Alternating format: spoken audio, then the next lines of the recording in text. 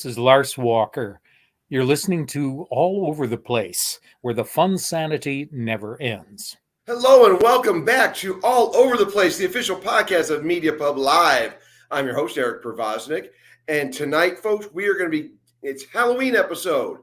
So we're bringing some scary stuff and some possibly traumatic stuff to the show tonight. So strap in with our co-host, Jim Culver. Howdy, folks. Hello, Jim. Are you ready for spooky night tonight? Oh, yeah. All right. Bring it on. Back in the house, Marty Zamora. Hey. Yeah, you don't get scarier than Eddie in the 80s, baby. Marty, good to have you back. Thank you, sir. And Christine. Oh, my. She's great. Oh, no. I was scared. Yeah, she's afeared. And, I want to throw a lot of love tonight. Our assistant producer intern, Skeeter, is stepping up tonight. She's going to be doing some more involvement with the production of the show tonight and throwing a lot of good ideas out there. So I wanted to acknowledge and thank her on our episode tonight, where we're going to be talking about 3 scary things from our childhood. And also to counter that, because, you got 3 to 1. Yeah. You got to have something that brought some comfort to us, that made us feel a little bit safer, a little bit better when we were kids. So we're going to start in the upper left, as I can see. For those of you watching on YouTube, you know what I'm talking about. If you're just listening to us on an audio platform, well, go watch YouTube while you're listening. Anyway, Christine, going to start with you tonight. Okay, well, let's get the scaries going. So I am the youngest of 4 children, which I've brought up in the past on this show, I'm pretty sure.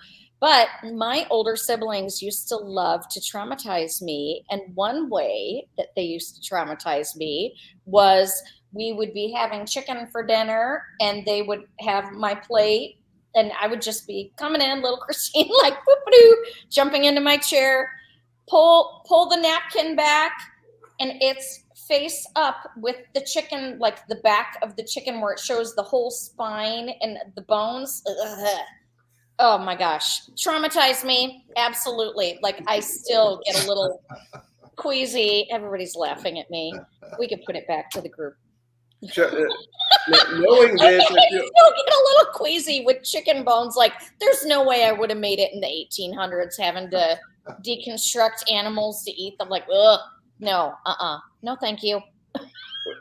I feel a little weird having the whole rotisserie chicken. Yeah, I know. It's in the refrigerator right now. Should I be covering that every time? We used to be expecting nothing but a skeleton when you take the cover off. Oh, it's going in the trash as soon as it becomes a skeleton. Like, it's out of here. Yeah, no, that is not. Yeah, and as I think they've been mentioned on the show, I'm the oldest sibling, so I was part of the one doing traumatizing things like that. So on behalf of your older siblings, deal with it.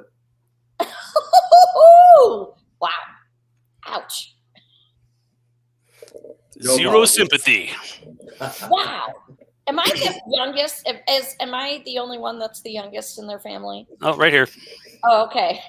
Come on, man. Marty, we'll kick a cat a corner tonight, and the 2 oldest with the 2 youngest. Yep, I was the oldest. Still am. Yes, I remain. So, well, Marty, down to you. All right, circle gets the square.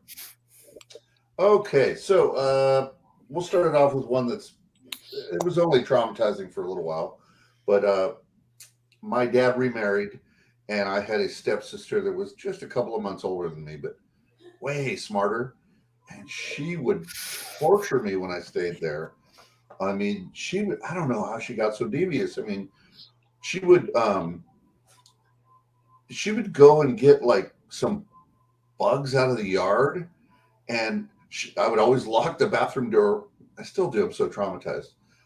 Even here with just my wife and I, and she would like toss them into the shower when I was in there. She'd crawl into my room at like 3 a.m. and reach under and grab my foot and start pulling. I mean, especially my dad had a habit of taking us to rated R scary movies. And those nights were the worst. She would torment me, and I couldn't beat her up. She was a girl, so I was stuck. There was nights I couldn't sleep. Oh, it was awful. And it even went back to my other house at my mom's. I was still afraid, and she didn't even live there. But she was awful.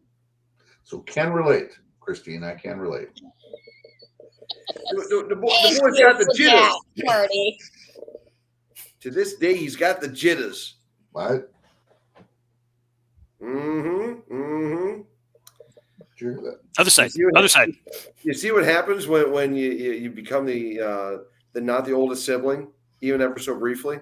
What can happen? Yeah. Wow. Yeah, I did torture my little brother. I did. All right. Well, over to another of our the little brothers here. Over to Jim. Yeah, I'm going to preface this by saying that, like Christine, I was the youngest, not only in my immediate family, but my Catholic extended family. So, yes, there were a plethora of things that my older sister and my cousins all did that could have made this list, but didn't quite make the cut. So, yeah, for my first one, we lived in Central California when I was growing up, and we used to take weekend trips up to San Francisco to see things like Alcatraz and various other touristy places. One year we went up to Fisherman's Wharf and did all the touristy things they had going on there, and one of them was a torture museum. And I was way too young for this, but we all went, and it was basically just a display of the worst medieval torture devices ever made, and probably some that didn't even really exist. The devices were messed up enough, but this place was basically like a house of horrors. It had like actual recreations of people being tortured, blood and guts and everything, and it had recordings of them screaming and gasping in pain and like the whole 9 yards. And like they were letting families into this place. This was California in the early 90s, I guess. But it just was a little too real at that age. And so that kind of stuck with me at the time. Like it was fun for a while, but then it just was a little bit too graphic for me at that age. So yeah, a little too intense and definitely traumatizing. So I got a question. Yeah. Did they have an Iron Maiden in there? They did. Oh, that's awesome. Yes. I was going to say, Skeeter, now's where we would want to cue some Iron Maiden or Marty throw Eddie back up on the screen. Yes, which one? Iron Maiden, excellent. Okay. Marty, I think you got to give us a guitar solo. Oh. A wild guitar solo. Just, there we go. All right, now we've all been there now. For me, being the oldest, not a lot of I got nothing in that arena just because I was well, I'm not going to throw my brother Michael under the bus, but he was the devious one in the family. But the things that he would do to our youngest brother. But as the oldest brother, I probably should have stepped in. I'm not going to. I won't indict Michael on those, but let's just say that I did the traumatizing thing for me was you grow up in northern Pennsylvania, northern Ohio, very flat, not a lot, no Children of the Corn type stuff. That would have been interesting, but not a lot of water. I mean, no bridges until we went to the city of Pittsburgh. Yes, there's competition between New York and Pittsburgh, what the true city of bridges is. But I know Marty's with me on this one. He's got a Steelers shirt on tonight, so I know he's with me. Pittsburgh, city of bridges, and going out on those things, even for less than a mile, traumatizing for a kid who was so used to flat, nothing. And these weren't suspension bridges, at least not that I recall. But I would just be so freaked out that if we were just sitting in traffic, because it's Pittsburgh, you're going to be sitting in traffic on a bridge. And it just felt like they were shaking. I was 5, 6 years old. No good. And it carries with me to this day, as Christine will attest to, when we went up to Niagara Falls earlier this year, and we were on a couple of very Pittsburgh-esque bridges heading over across the water. And I was white-knuckling it the entire less than a mile to get across in those things. No bueno. Bridges, I don't even want to think what would happen if I got up to the Golden Gate. Especially after what happened in 1989, watching all that footage when the earthquake. Nope, no bridges for me. I avoid them where possible. I'd rather swim across a river. Wow, many layers. Never knew that, Eric. Yeah, and I can attest to that too. Like those, I have nightmares about some bridges where you're going up, up, up, up, and it's almost like being on a roller coaster. You can't see anything to the sides of you. You're just going up, and then like it kind of looks like you're going to fall off the face of the earth. Yeah, those are a little horrifying. So wait, when we were in Havasu, you're okay with the London Bridge? That was short enough. Pretty small, pretty quick. And it's pretty wide too, right? All quick, wide, and it looks like it's got a nice solid base to it. It does. So, and it's only going over, 30 feet wide of water. So yeah, I fall from that one. I'm not going to be, I think I'll you'll just be swimming. Exactly. So yeah. In case you're trying to get any ideas, Marty, yes, I'm okay with the London Bridge. All right. Well, we're going to have to go back. All right. Well, now we're on to our second one, and over to Christine. Okay. Well, I kind of deliberated between a couple things that I was going to mention, but I'm going to stick with the sibling trauma because there were other ways that my older siblings used to It's therapy night here on All Over the Place, folks. We're going to work all this stuff out. So for quite a while, as I was growing up, my older sister Diane and she's 4 years older than I am, and so I was like, she and I shared a room probably from about the time that I was maybe 7 until she went off to college. So I was like, junior high, I think, when she left. I was going into high school and she graduated and I took over the whole room. But it was like kind of a sub-basement sort of a thing. So it was like not fully underground. It was like the windows were at ground level, But so it was cold down there. It was damp. Like that was not a very good scenario for a 7-year-old kid to be down there with my sister by myself. But to put on top of it, like trying to put away laundry, and I'm this little kid, right? Like I was, for goodness sakes, I was 85 pounds when I went to college. So 7 years old, I was teeny tiny, right? I was always one of the shortest in my class. And trying to put away laundry, I'd be like, hey, Diane, will you help me put this up on the shelf? And she would go, CHAIR. Get a chair. She always just harass me, or she'd like pin me down on the ground and do like that spit torture thing at me on me. Wait, and girls do that? Just oh my gosh, she was. I didn't know girls did that. Oh gosh, yeah. Girls are mean, Marty. So What are you thinking? Oh God, Marty. Well, I know the spit thing. I just didn't know. Yes. Oh, Marty, go watch your grandson. Go, accompany him to a girls' basketball game sometime, in a high school girls' basketball game. Vicious, absolutely. Go to a soccer game. Oh yeah, there's hair pulling, there's pushing, there's shut. Yeah, it's girls can be mean. Yeah. So my sister used to harass me all the time. It was awful. And now, if I ever see her, we joke about it and laugh about it. But back then, oh man. Yeah, it was awful. It was not fun. Having her as a roommate kind of stunk. And it's therapy, Marty. It's not laugh time, okay? It's therapy sessions. Oh. Yeah, laugh as necessary. See, I will comfort later. And now down to Marty for his number 2. Speaking of number 2, I was traumatized by so when I was, I love the softball smoke. I was like, oh, I'm afraid where this is going to go. I grew up just east of East LA, and it was gang area and not great, but I didn't know. I was a little kid. The gangster guys were just the older kids in the block. I didn't know.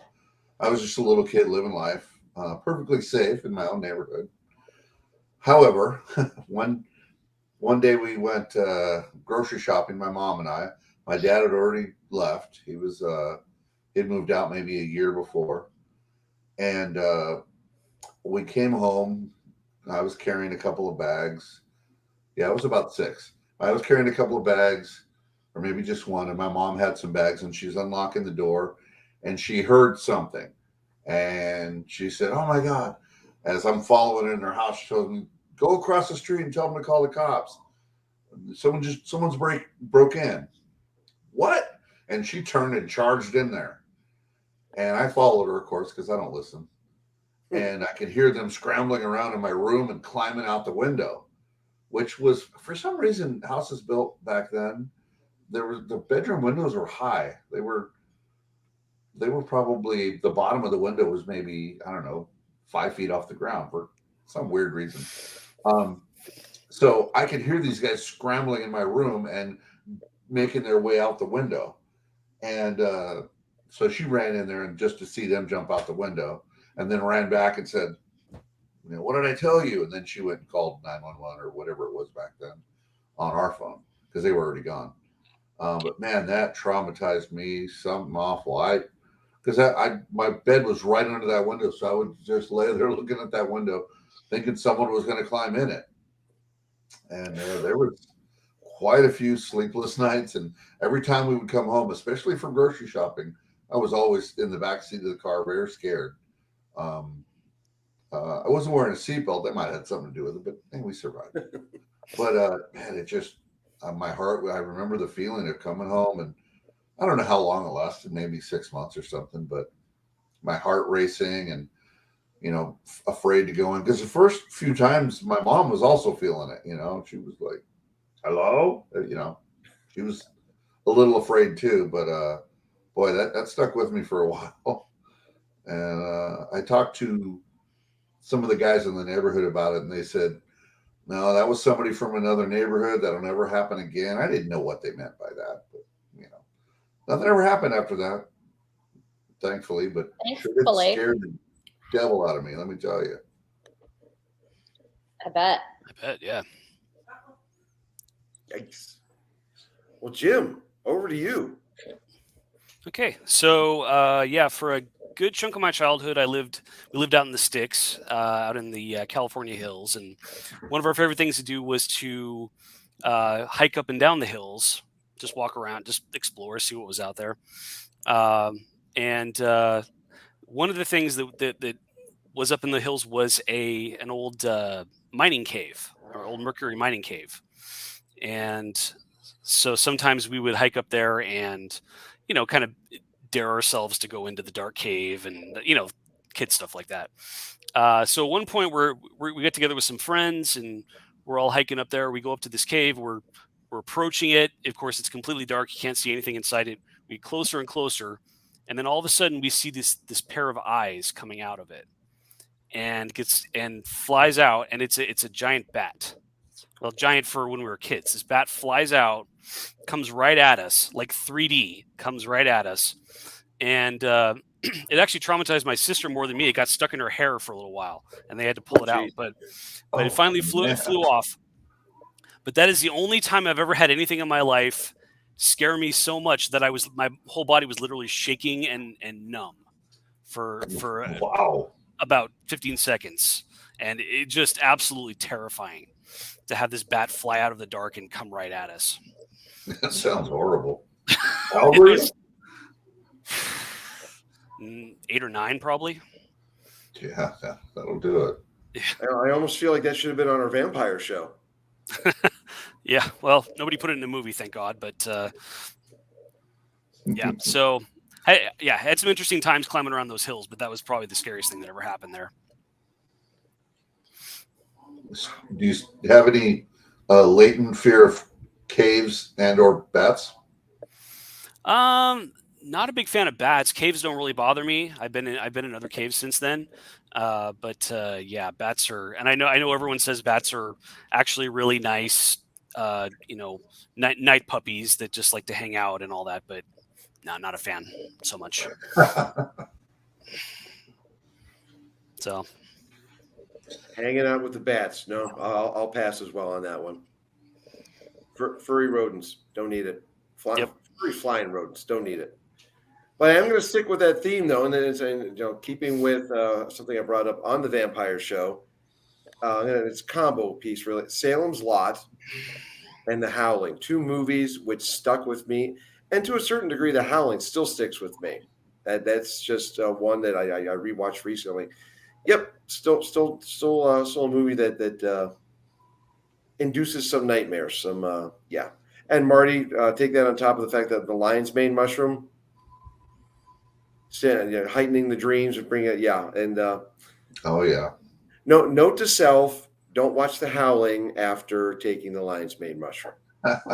Not a good idea. It gets a little intense, but yeah, I get movies. I mean, I've watched a ton of them. The horror genre, never one of my favorites, and typically don't.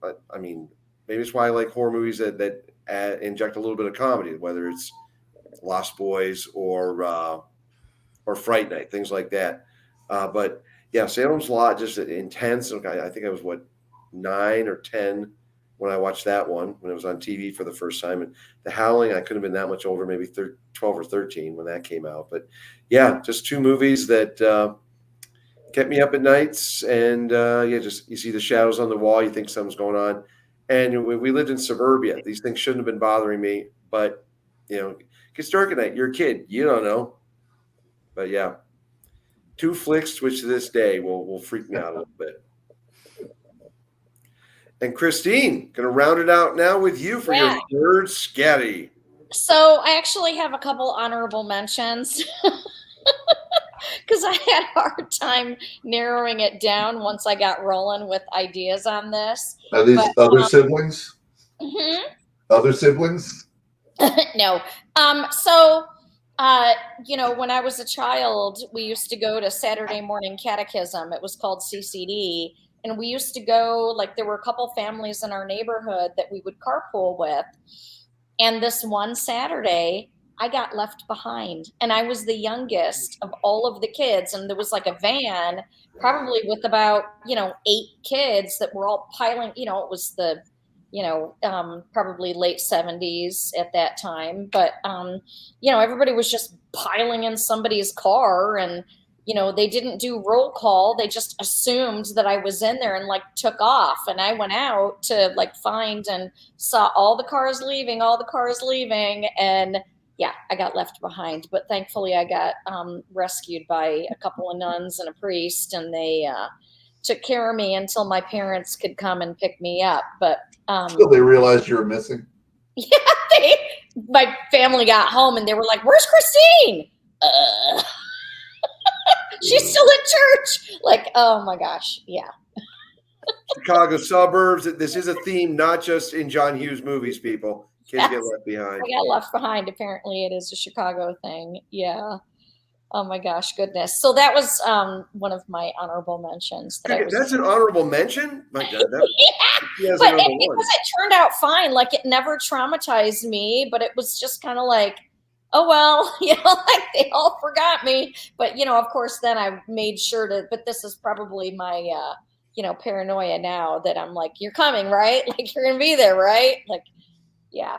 And one of my sons inherited that too, which is unfortunate. But yeah. But when I was about 8 years old, was one of the first real horror movies that I had seen. And it was on TV. My parents were out, I was being babysat. I don't even remember if it was a sibling that was babysitting me or if it was somebody else that came in, a neighbor kid that was watching us. But, oh my Lord, Trilogy of Terror, that little Zuni doll, which is our background tonight. Oh my gosh.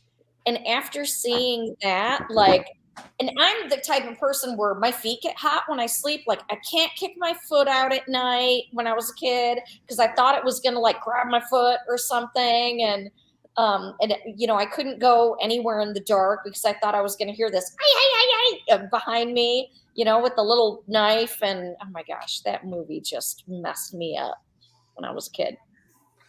Eric, I'm not getting ideas. You better not, man. You want this thing to last? You better lay off. Oldest sibling, youngest sibling. Yeah. Don't treat me like your sister. That's the number one rule to relationships. Only have brothers, wouldn't know how to treat you like a sister. Yeah. Yep. Okay. Well, that's both pretty. Yeah. Okay. I can see why one was the honorable mention now. So yeah. All right, Marty, down to you. All right. Well, the number one for me is water. where it was. So I learned to walk at, I don't know, 7.5, 8 months maybe. I learned to talk really early. I rode a full-size Stingray bike. You got to be old to know what a Stingray is. I was 4 when I did that. No training wheels, just rode it. Just decided I'm going to ride it, crashed. I did everything early, except learn how to swim. I did not learn how to swim till I was 8 or 9. So water was a big fear for me for obvious reasons. I mean, I couldn't swim. I remember one time being it's like a church gathering at somebody's house, and I didn't notice this. Someone said, "Why aren't you swimming?" I said, "I don't know how to swim." The guy grabbed me and threw me in. I think I remember my dad choking him and throwing him in the water or something like that. But I struggled a bit, and someone grabbed me and threw me back out. It was no big deal. I wasn't in any danger, but scared the crap out of me. We were at Lake Tahoe, and I had one of those styrofoam waste, useless preservers on, and there's a picture of me, a little kid, like hanging onto the boat, terrified, so scared of it. Then, when I was 7, Jaws came out, and my dad thought, "Hey, let's all go to see Jaws," and it traumatized me so bad. I was so afraid of water. Well, I think I learned to swim at probably late 8. I could swim. By 9, I was really comfortable in the water. So, but, it didn't go too ridiculous in junior high. But, man, until then, I was so afraid of it. And once I learned how to do it, I couldn't get me out of it. But it was so bad. So I'm not afraid of water now, but when I think about it back then, I can still feel that feeling, that anxiety about it. Parents, teach your kid how to swim early. So the John Wayne technique of swim instruction didn't work out for you, huh? It didn't. Well, I don't know. They didn't leave me. They didn't let me flounder long enough. Maybe I don't know. But oh boy, that was horrible. And I wouldn't go anywhere near pools if there was anyone around. I was just so scared that the next idiot was going to throw me in. But yeah, it was bad. And my next door neighbor had a pool. He'd always wanted me to use my best buddy. He always wanted to come swim. I always had an excuse because I don't want to tell him that I couldn't swim. And then miraculously at 9 years old, I wanted to swim all the time. But by then, that friend had moved away. A different kind of trauma. No, we did after that. But yeah, it was bad. Water was so scary to me. How did you finally learn to swim? I think the same way I learned to snow ski. My parents finally said, "Fine, whatever. You don't want to learn? Stay in the shallow end." And a friend of mine who could swim was like, "Come on, I'll show you." And I was able to listen to him. And once I started treading water, then from there on, I was like, okay, I can figure the rest out. Once I could keep my head above water, but he taught me that, just the whole, just push on the water, just keep pushing on the water, and your head will stay up. And once I got that down, then I was good. You can learn that in the shallow end, so worked out okay. And then my parents were like, "Well, you can swim now. Holy crap." So, and for our geographically challenged listeners here on all over the place, Marty being a Californian, being able to swim comes in handy if you want to go down to the Pacific Ocean. Oh yeah. So by the time I was 10, you couldn't keep me out of the ocean. I was body surfing and bodyboarding, and not surfing till later. But yeah, I love the waves. Never afraid of them. Always, But I'll tell you what, those pre-9 years were scary. And proof, folks, here on Therapy Session of All Over the Place, you can overcome your fears. Yay, Marty. Yeah, I kick out all the time now. I'm a dead man. All Yes, right, Jim, over to you before I get in any more potential trouble. No, go ahead. Keep going. No. Proceed, sir. Are you entertained? So how did that make you feel, Christine, when he made that joke? Yeah. Okay, moving on. Just try it. Okay, so since everyone else is mentioning movies, that's fortuitous because my number one pick is for childhood trauma was when I was 10. My family all sat down and watched Stephen King's It on TV and had no idea what we were getting into. At least I didn't. And that movie absolutely terrified me. It's probably still the scariest experience I've had at a movie, although it's a TV movie, but I still call it a movie. Tim Curry's Pennywise is absolutely terrifying, absolutely amazing performance. I've seen the remake and it's pretty good, but CGI will never match up to Tim Curry as Pennywise. I'm sorry, just no. He was absolutely horrifying in that, and something about that movie, the fact that it starts out like, you know, this standard 80s movie like The Goonies or something like that, a kid's adventure story, and then it just turns into this horrifying tale of this evil clown that wants to kill and eat children and preys on their fears, and it just hit me a certain way that it hits a 10-year-old, that it just penetrates all your walls and goes right into the fear part of your brain, I guess is the best way I can say it. But yeah, it was absolutely terrifying to me.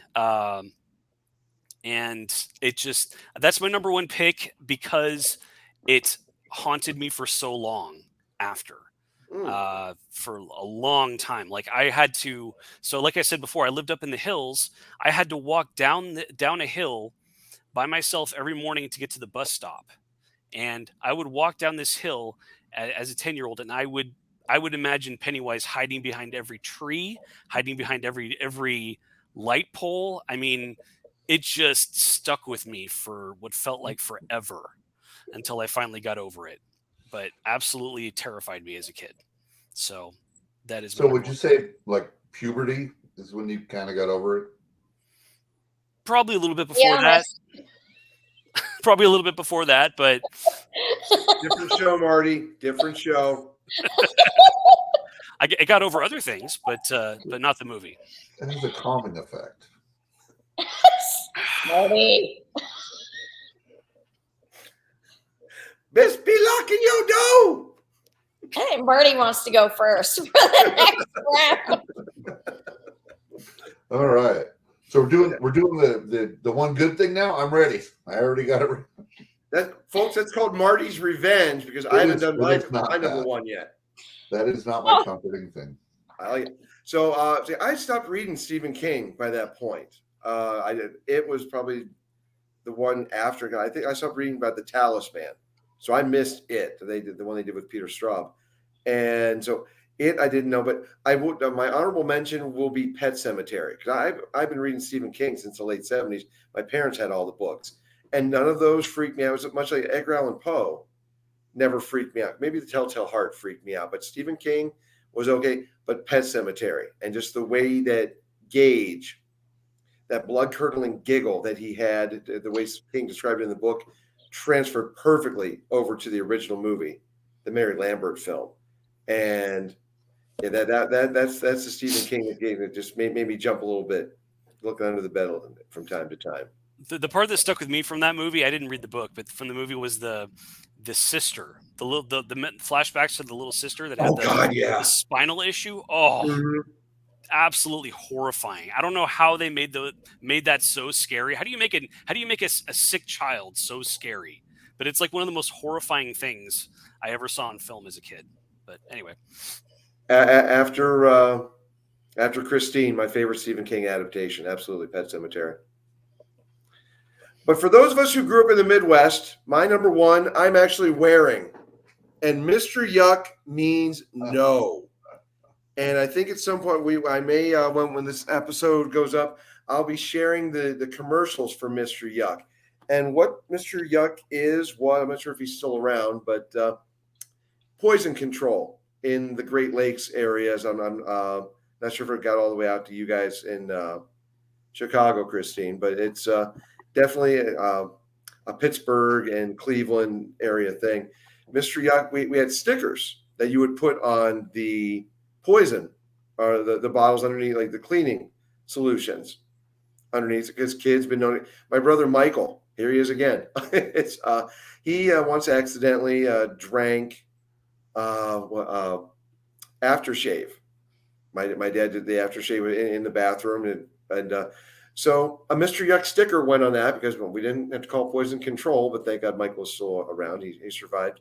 But Mr. Yuck, he put the stickers on there, and so kids knew to stay away from it. And Mr. Yuck worked with me. Michael could have used it, but the commercial, Mr. Yuck, and just the ominous music, just you knew this is something you need to stay away from. And very quickly, another honorable mention for me are the minor chords in Paul McCartney and Wings' "Live and Let Die."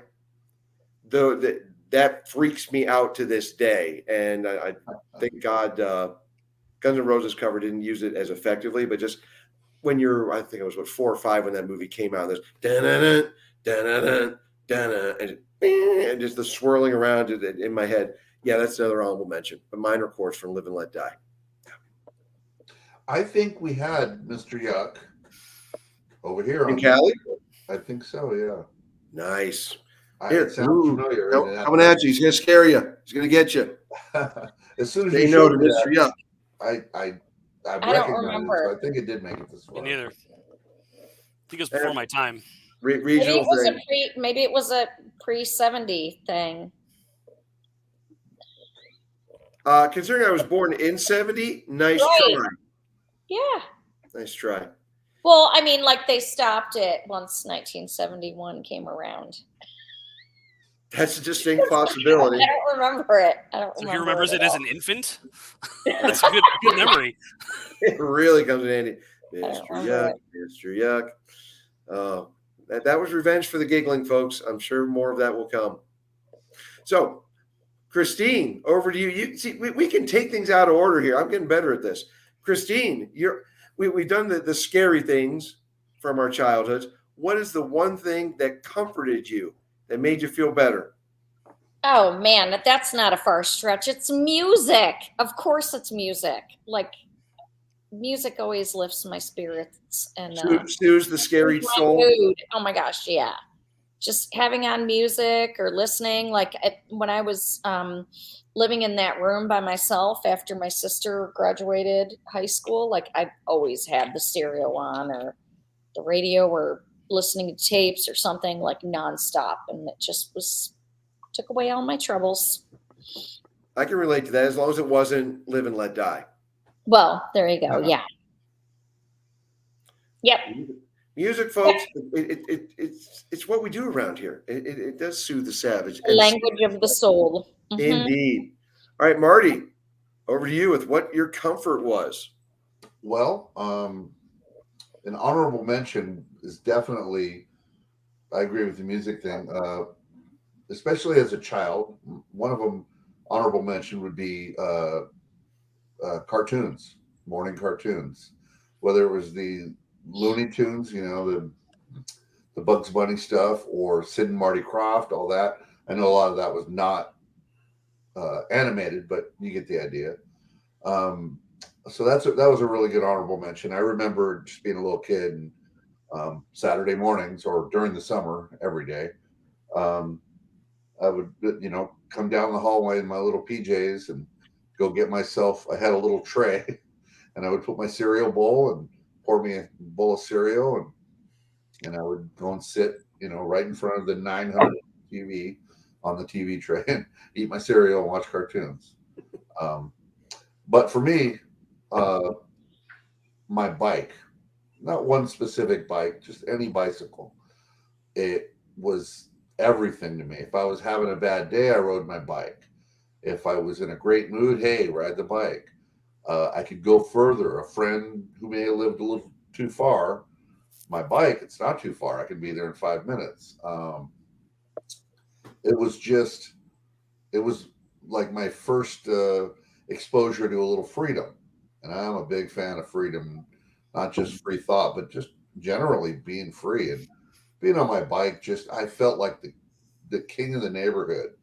And a lot of times, back to the swimming thing, hey, we're all going to the plunge, which was like the local pool there. I don't want to go. And everybody's neighborhood's gone down to the plunge, and I would ride my bike by myself. and so it comforted me even when things were kind of not so good. So I like bike, and now here we are on motorcycles. So And as an adult, I was just gonna say, as an adult, you got your motorcycle. You just I know you've told me you just get out there, let the wind going through your hair, just riding through the canyons. Yep. yeah, it stuck with me for sure. So Nice. my bike was my ultimate comfort. It was my happy place. That's awesome. All right, Jim, over to you. Well, I'll start out by definitely seconding you guys on music and Saturday morning cartoons, but my pick is a little bit more unique to me, I guess. When I was very young, my dad owned a jewelry store, and at the time I had to spend a lot of time with him. Because I wasn't old enough for school yet, and both my parents worked. So I spent a lot of time just kind of sitting behind the desk with him while he worked, and just being a bored kid, nothing to do. And he had a old-fashioned coffee grinder with a hand crank. So I have no idea how much time just standing over this thing, cranking it, and smelling the smell of the fresh coffee grounds coming out of this thing. And that smell, I absolutely fell in love with it as a kid. Wasn't a huge fan of coffee itself till I got a lot older, but ever since then, the smell of fresh coffee grounds has become like a sensory thing. It just unlocks that feeling of just kind of being comforted, having your boredom relieved, and just taking a moment to enjoy that sensory moment. And so that smell still kind of takes me back to this day. Love it. Love That's sensory awesome. memory. That's a good memory. Yeah. And obviously with me, music, of course, but I should just really title this show "My Brother Michael," because we moved around a lot as kids, just bipping around different places. And 2 years younger than I am, then Mark came a little bit later on. But Michael, in those years where you tend to get more scared, because Mark was 7 when I was born. But Michael and I, we were always there for each other. We shared a room more often than not up until Mark was born. Michael and I shared a room, and anything scary, we had the other guy there to help us out, and that was very cool having that brother. It was so fun. Talked with him earlier tonight. He was looking for some movie recommendations. He's like, "Well, nothing scary. I don't know, but what do you got?" But yeah, it's the distance is more than it's ever been. But no, Michael was a good comfort.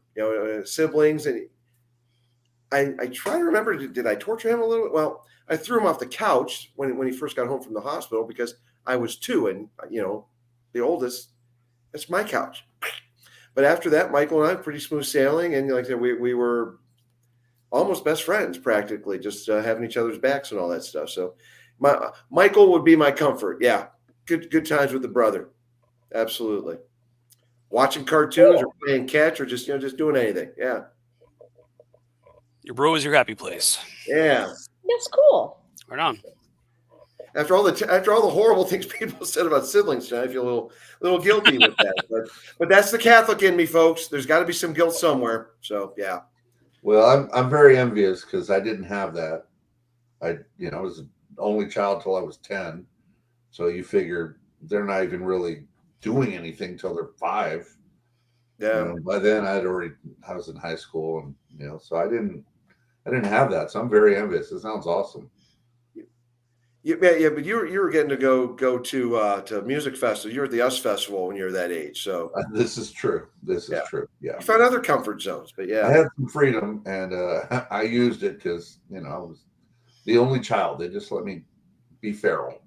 The 70s and 80s, folks. We've said it before. We'll say it again. Awesome time to grow up. Yeah. I can relate to that kind of what you were saying about Michael, because my older brother, Steven, he was 2 years older than me, and we were always just buddies when we were growing up and used to play together all the time. He used to try to get me to box with him and stuff, and just played all the time until I got injured, because it never failed that whenever we would be playing together, he was 2 years bigger than me. So I would always end up getting injured somehow.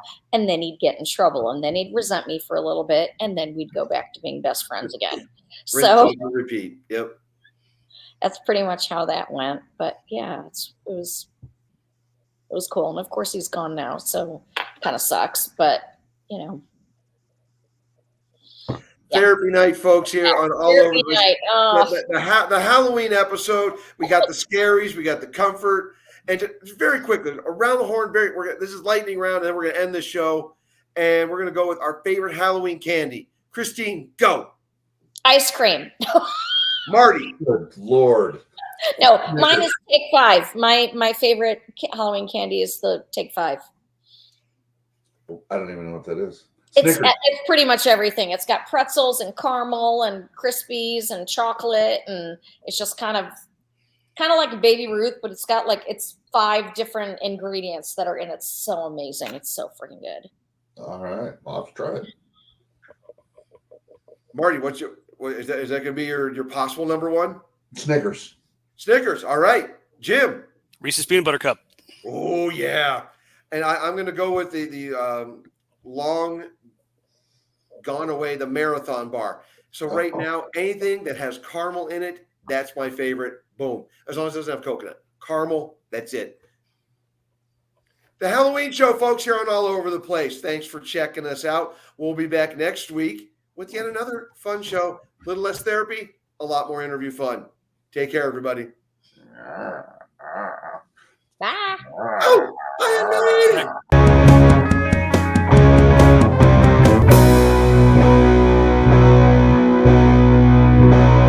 All Over the Place, where the fun sanity never ends.